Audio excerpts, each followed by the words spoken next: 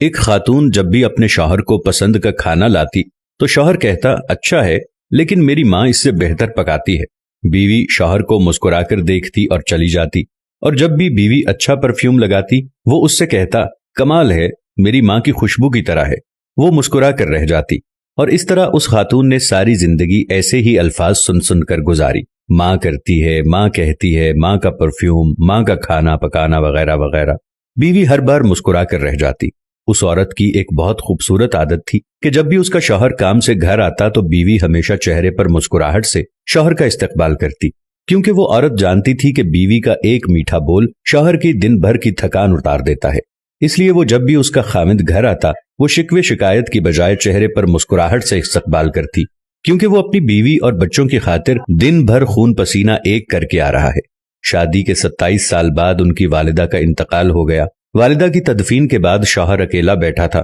اس کی بیوی اس کی آزمائش میں اسے تسلی دینے لگی تو اس نے اس سے کہا اب تمہارا کھانا پکانا میری ماں کے پکانے جیسا ہو گیا ہے، اور تمہاری باتیں میری ماں کی طرح ہیں، اور تمہاری ہنسی اور تمہاری خوشبو بھی میری ماں جیسی ہو گئی ہے۔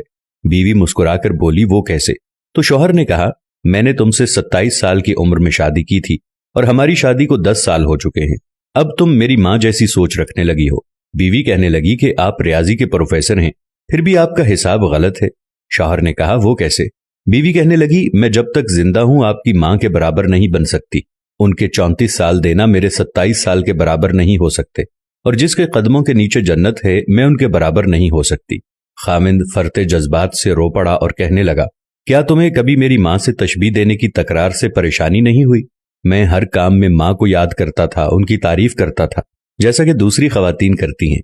اس نے کہا نہیں، کبھی نہیں، بلکہ معاملہ اس کے برعکس ہے۔ خاوند نے کہا کہ وہ کون سی باتیں ہیں جو تم تمنا کرتی رہی اور میں تم سے پوچھ نہ سکا؟ بیوی نے کہا کہ جب بھی آپ اپنی ماں کی بات کرتے اور میرا موازنہ ان سے کرتے تھے میں کہتی تھی اے اللہ میرے بیٹے کے دل میں میری محبت ویسے ہی ڈال دے جس طرح تو نے اس کی دادی کی محبت اس کے باپ کے دل میں ڈالی ہے، کیونکہ آپ کی اپنی والدہ سے محبت تمام حدوں سے بڑھ کر ہے، اور میں بھی یہی چاہتی ہوں کہ میرا بیٹا بھی مجھ سے ویسی ہی محبت کرے جیسی آپ اپنی والدہ سے کرتے ہیں۔ اور میرے سرتاج مجھے آپ پر فخر ہوتا تھا کیونکہ آپ کا بیٹا آپ پر ہی جائے گا۔ اللہ ہمیں والدین کی رضا حاصل کرنے والوں میں شامل فرمائے۔ اگر آج کی بہو یہ بات سمجھ لے، یہ گر سیکھ لے تو بڑھاپے میں پرسکون رہے گی۔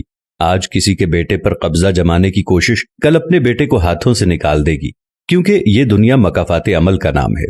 آج کسی کی راہ میں تم پتھر رکھو گے تو آنے والا وقت تمہاری راہ میں پہاڑ بن جائے گا۔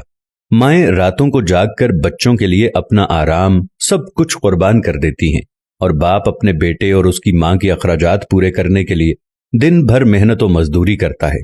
اگر اللہ تعالیٰ نے والدین کے دل میں ان کی اولاد کے لیے بے پناہ محبت اور ایثار کا جذبہ نہ رکھا ہوتا تو یقیناً بچے کی صحیح معنوں میں پرورش اور تربیت نہ ہو پاتی۔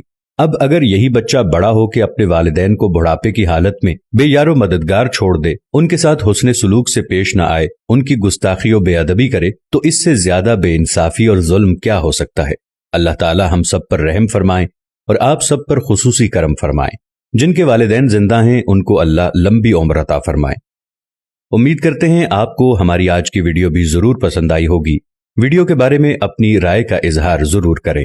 جزاک اللہ۔